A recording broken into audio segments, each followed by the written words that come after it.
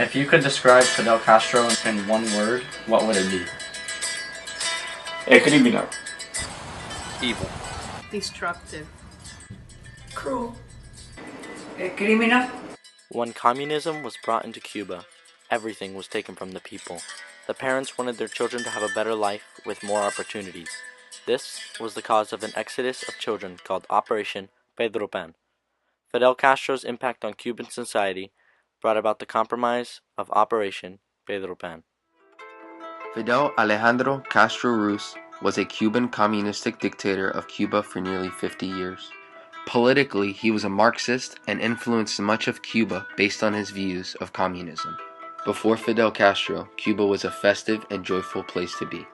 Cubans would dance the night away with their beloveds, watch the sunsets on beautiful beaches such as Varadero, and go out to a casino for drinks and laughs. It was just the place to be if you loved to party and have fun. The Cuban Revolution was a major event in Cuba that lasted 6 years. It was how Fidel Castro gained his power. After many assassinations in the government and battles won by Castro, Fidel earned his power by scaring away Fulgencio Batista, the former Prime Minister of Cuba. Castro had won over most of Cuban citizens due to his way with words and the promises he made to Cubans in which he never fulfilled. Because of the many people on Castro's side, Batista's government fell into Castro's hands. Well, when Castro took over in '59, my dad was, your grandfather was working for the sugar refinery. He was head of the machinist union for the refinery. And, you know, Castro came in, everybody was hopeful that he was democratic and everything, but my father didn't believe a word of that, and kept telling my mom that it sounds, you know, like socialism, sounds like a communist, he's talking like a communist, even though he hadn't declared himself a communist yet. During Batista's reign, Cuba was not perfect either. In Havana, Cuba, gunshots and bombs were seen throughout the night. Many bloody battles between Cuban rebels and Batista's troops occurred in the mountains. People would rob the casinos and destroy public parking meters. There was a feeling of fear in everyone because of these violent outbursts. And after all that chaos, Cuba looked up to the revolutionary leader, Fidel Castro, for a sense of hope and change. But what Cubans didn't know was that Fidel Castro wasn't any better than Batista. Fidel Castro had communist intentions, and it did not look pretty. He took over everything: farms, business, banks, sugar mills, farms, everything that anybody owns. Small business, big factories. He took over everything. Taken away from your family. Every summer you have to go work on the farms. Every child is required to go spend several weeks on a farm. So you're taken away from your family. You're not allowed to see them for several weeks. You're put into a warehouse space with curtains in between, boys on one side, girls on the other side, and you work all day. That's all you do. You work all day and you're indoctrinated. He entered through the hospital, and you know what arms his soldiers had in their hands? A knife, and they were killing all of the people sick in the hospital, to go through the hospital and enter and attack and the quartel. That's the way he attacked the quartel. These are just a few reasons that led up to the exodus of Operation Pedro. Fidel Castro showed no mercy to these people who were already poor, and he started tearing them apart and using them and impoverishing more people each day he reigned. Fidel is an evil man who took over Cuba, and when he did, he brought communism into Cuba, making the Cuban people suffer.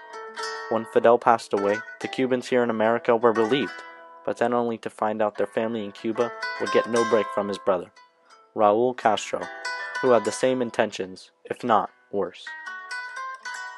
There's even stories back, especially in the 70s, people would have pigs in their homes, and the chickens and the pigs, they would cut the vocal cords just so the neighbors wouldn't hear them. So they would raise those pigs inside the house, and the pigs wouldn't be squealing.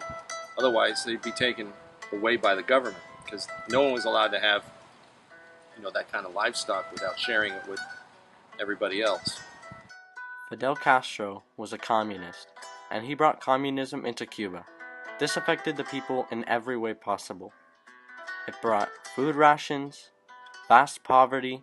He owned every business and every store, leaving the Cuban people with nothing. Because of Fidel Castro's communist impact on Cuba, many parents decided to send their children to America where they can live free from Castro's reign. From 1960 to 1962, this period in Cuban history is called Operation Pedro Pan. Operation Pedro Pan was a mass exodus that airlifted more than 14,000 Cuban children to the U.S. with no parents, food, or a secure place to live. The parents of these 14,000 children sent them to America to avoid the new Cuban government brought about by Fidel Castro. The Operation Pedro Pan was everybody that loved freedom and business opportunity and had a dream in Cuba saw that kind of opportunity disappearing, and they didn't want their kids to suffer that situation. So they took all of their kids and sent it over to the United States to get a bigger and better future. Children that came to America during the operation took direct flights from Havana, Cuba to Miami, Florida on the Pan American Airlines. Even though the 14,000 children aged from infants to young adults, they were faced with the problems of homesickness, being abused, and barriers of language and culture. They had no place to go when they got to the U.S., so they stayed in foster homes, orphanages, and camps. Despite the obstacles, many children used this opportunity to change their lives. Some have even become famous writers. While John F. Kennedy was in power, the U.S. Welfare Department provided fundings for these children and started the Cuban Relief Program. John F. Kennedy made something good happen for the children coming from Cuba. Fidel Castro tore apart what the Cubans had before he came in power.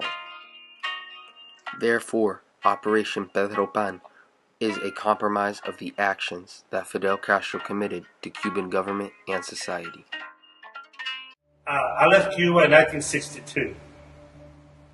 I left Cuba by myself, 12 years old, on a plane, because my parents had to send me away from the country. Family destruction, man. I didn't know if I was going to see my family again or not. I have to stay with my parents. They don't let everybody live at the same time. That's one of the things he enjoyed, separating families.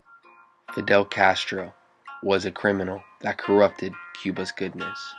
His communism took away your individuality and became a society of everyone instead of just an individual.